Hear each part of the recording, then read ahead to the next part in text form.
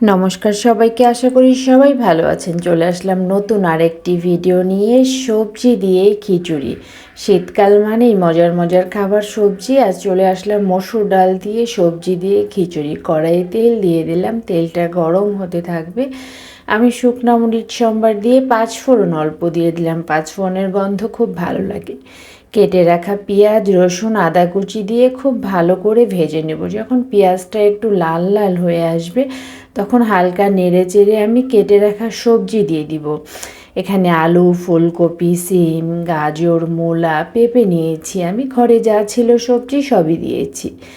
পরিমাণ মতো হলুদ গুঁড়া, মরিচ গুঁড়া, লবণ আর জিরা গুঁড়া দিয়ে মশলাটা কষিয়ে নেব। হালকা নেড়ে চেড়ে ভেজে ঢাকনা দিয়ে কিছুক্ষণের জন্য ঢেকে দিব।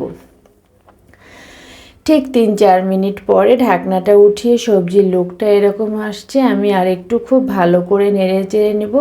সবজিটা খুব বেশি সিদ্ধ করব না, তাছাড়া একদমই গলে যাবে। মসুরের ডাল নিয়েছিলাম আর চাল নিয়েছিলাম, কাঁচামরিচ দিয়ে দিলাম পরিমাণ মতো, দিয়ে খুব ভালো করে নেড়ে চেড়ে ভেজে নেব। খুব বেশি ভাজার দরকার নাই, কারণ এটা তো আমি ঝরঝরে করব না, পাতলা করব। এদিকে আমি কেটলিতে জল ফুটিয়ে রেখেছি, জলটা দিয়ে দিলাম। গরম জলটা দেওয়ার কারণ খিচুড়িটা তাড়াতাড়ি হয়ে যাবে। খুব ভালো করে নেড়ে চেড়ে নিলাম, এদিকে ওদিকে যেন চাল লেগে না থাকে। ঢাকনা দিয়ে ঢেকে দিলাম। 5-6 মিনিট পরে খিচুড়ির লুকটা এরকম এসেছে।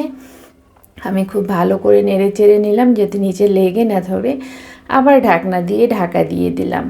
ঠিক এভাবে আবার 2-3 মিনিট পরে আমি আবার ঢাকনাটা তুলে দেখব যে লবণটা কেমন হয়েছে। আমি দেখে নেব, যদি কম বেশি হয়ে থাকে দিয়ে দিব। আমি কিছুটা ধনিয়া পাতা দিয়ে দিলাম। খিচুড়িতে, মসুর ডালের খিচুড়িতে ধনিয়া পাতাটা খুব ভালো লাগে।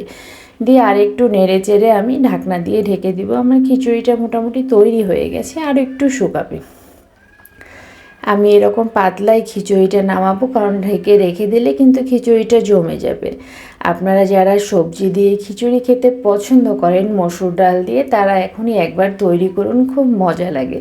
আর যারা করেছেন তারা তো করেছেন অবশ্যই, বাচ্চারাও খুব পছন্দ করে। আমি পাতলা খিচুড়ি প্রায় দিনই শীতের দিন সকালে নাস্তায় তৈরি করে থাকি। আজ তেমন কিছু করি নাই, কিছুটা কলা ভাজি করেছি, ডিম ভাজি করেছি, আলু ফুলকপির ভাজি। আমার ভিডিওটি ভালো লাগলে অবশ্যই লাইক, কমেন্ট, শেয়ার করে পাশে থাকবেন।